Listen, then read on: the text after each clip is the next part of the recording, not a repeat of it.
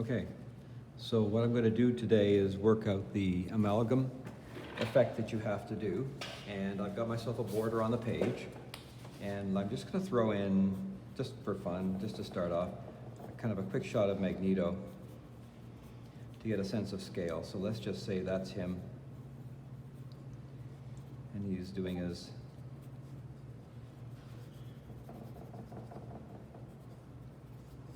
all right.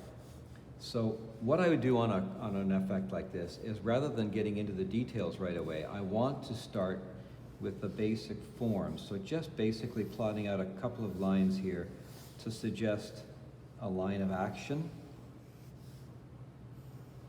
And I'm just designing this thing off the cuff. I want to see where it takes me.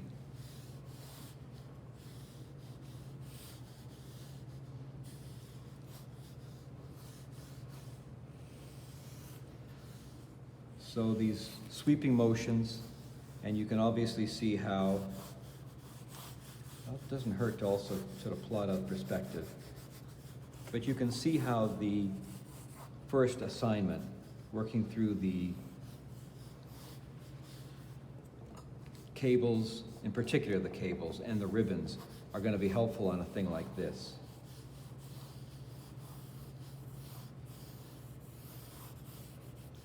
So what I'm doing is just trying to get basically the line of action for all of this.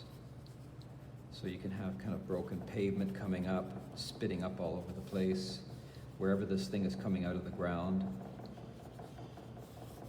Get a sense of it. So I'm making it kind of snake-like, an undulating snake effect. And I've got two parts just for fun on this one, just to see what it'll be like. I've got two parts at work here. One behind and one ahead of them, and of course you can have even more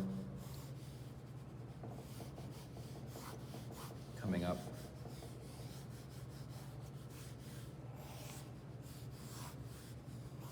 Like these things are being thrown up all over the place. I could even suggest maybe something else coming from there. So having done that, having done this basic, just sort of map this, have it sort of swing around like that.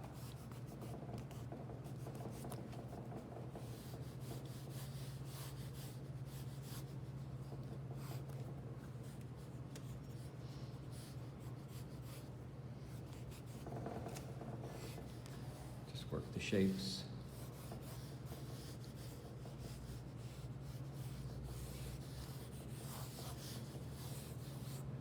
Now, having created that basic form, locked it in, and let me just say, okay, let's just have that, because he's floating, so I'm not thinking about that as well as I should. That should come down a little bit lower, that can come down a little bit lower, and that all that torn up pavement could be down about here, and about here, and then it would feel like he's definitely up off the ground. Get a tattered cape. Now you just start to subdivide it. Think about all the things that you're dealing with. You're dealing with ribbons and, that was the other camera, great. You're dealing with gauges of piping, electrical conduits.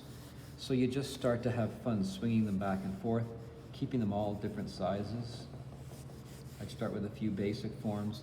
And when I draw hair and long flowing hair, I tend to do the same thing. I will work a basic form, and then I'll literally have some of the, well, in the case of hair, it would be strands of hair, go against the form a little bit. That is, if I'm doing that, then here I've got this one doing this, which is sort of running contrary to the others. And that creates a kind of juxtaposition in terms of the angles you're working with that creates the contrast that makes them stand out against each other. And that is, again, a very useful tool to work with. So I've got the end of it here, and I'm just thinking of them almost being like one of those LED cables with all the little bits. Of course, they don't have to be all so perfectly circular and even. I'm just thinking that some of this could have water coming out. This could be like a sewage pipe as one of them. You can have a lot of really fine wiring as well. I talked about those combs that connect a lot of finer cables and how they could be just keeping them all ordered up to a certain point. So you could see a thing like this come through, and maybe that's one of those coming through. Just a lot of little cables. Another comb holding it in place, maybe another one right here. And then all of them just coming out and being crazy at the end. And all you're trying to do is just keep mixing it up, keep mixing it up. Have fun with it. You want some cross contours, of course, to show off the shape.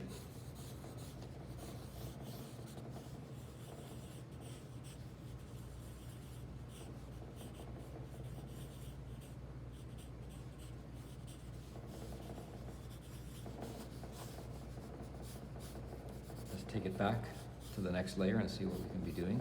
Again, starting with a big one, working large to small, and then overlapping the big one with others. Nothing wrong with that.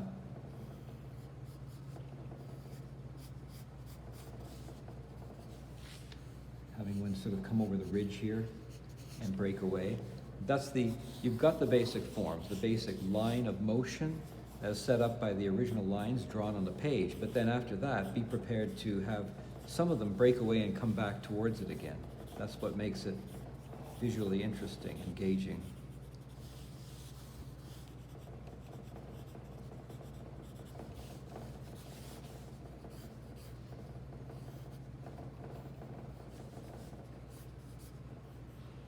A bit more cross-contouring here and there on some of these.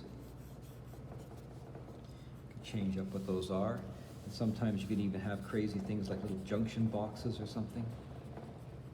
Little square forms and all that circular stuff that just come out in interesting ways.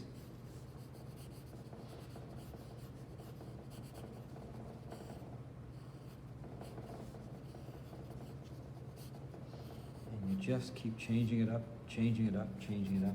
You know, a bit of drop shadow in here where it would drop back into the ground. A little more of that. Maybe another of these. You can have the odd one just kind of flinging off into the air. You can have some braces hanging off it that aren't being used at the moment, obviously.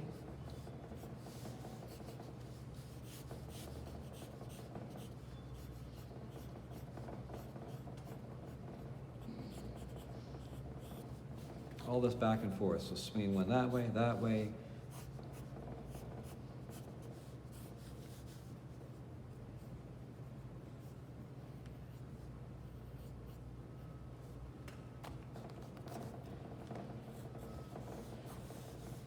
Got this one up here.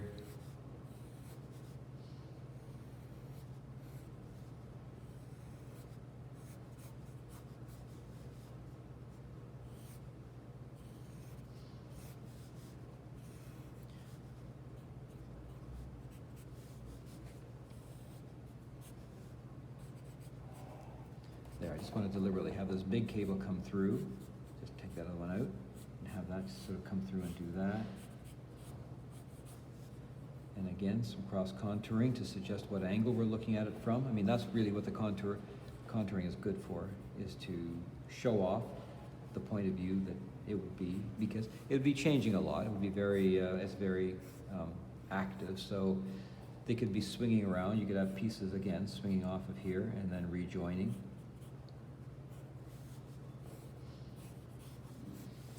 Just to create a kind of chaotic feel to it.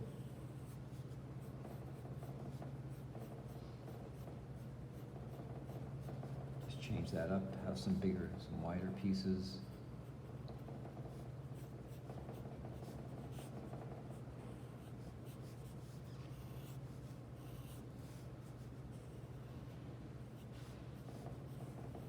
Think S-curves. Lots of S's useful with this.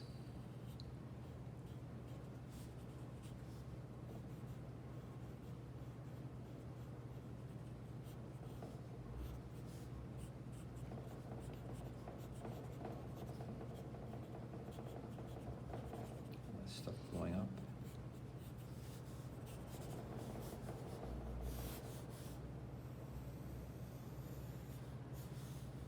So starting with you know, a big principal one, and just letting it flow through the whole thing.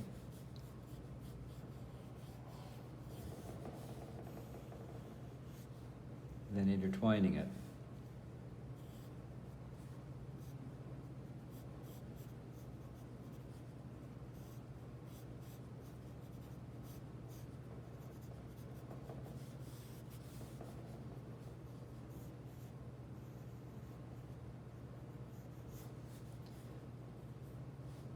Again, you should just have fun with this.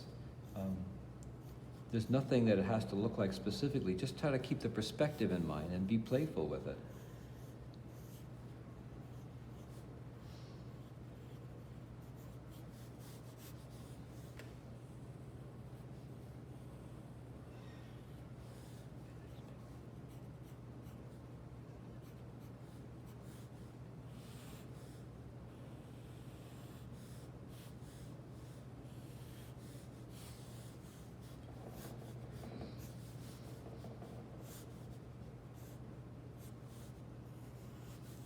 Back and forth, up and down.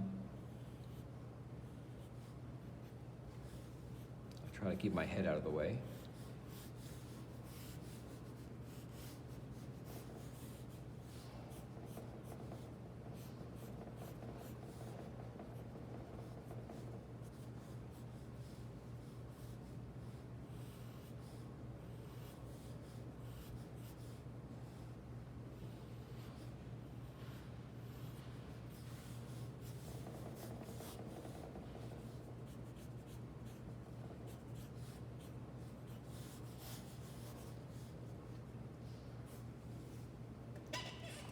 I think if that goes up there, it has to be a little more interesting shape, and it only can be about this thick, because otherwise it's going to interfere with the other one.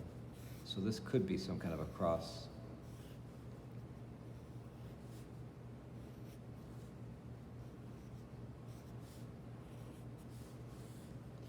But it has to be such that all of these waves, all these basic forms that we threw in initially, still read.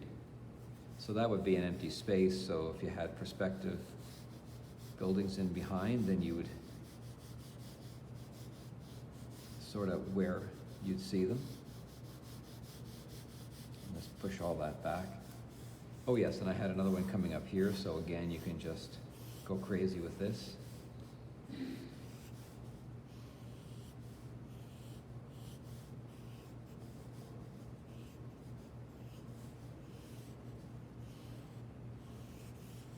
Looking at the negative spaces, trying to figure out how we can break the shapes up a bit.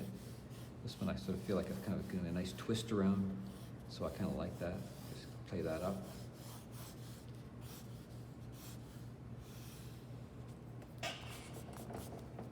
Let's have this one just kind of swing around the others and come over them.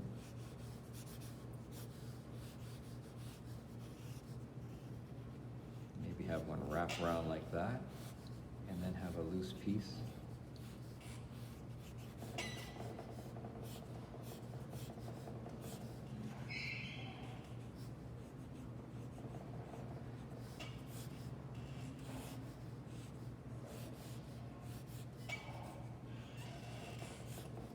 Thinner, thicker, just keep changing it up and seeing what you can come up with. All right, I think that gives you the basic idea. So I should get back to class and call it a wrap on this demo. So now hopefully you get a better idea of what I'm talking about when I talk about this effect. All right, let's call it done for now.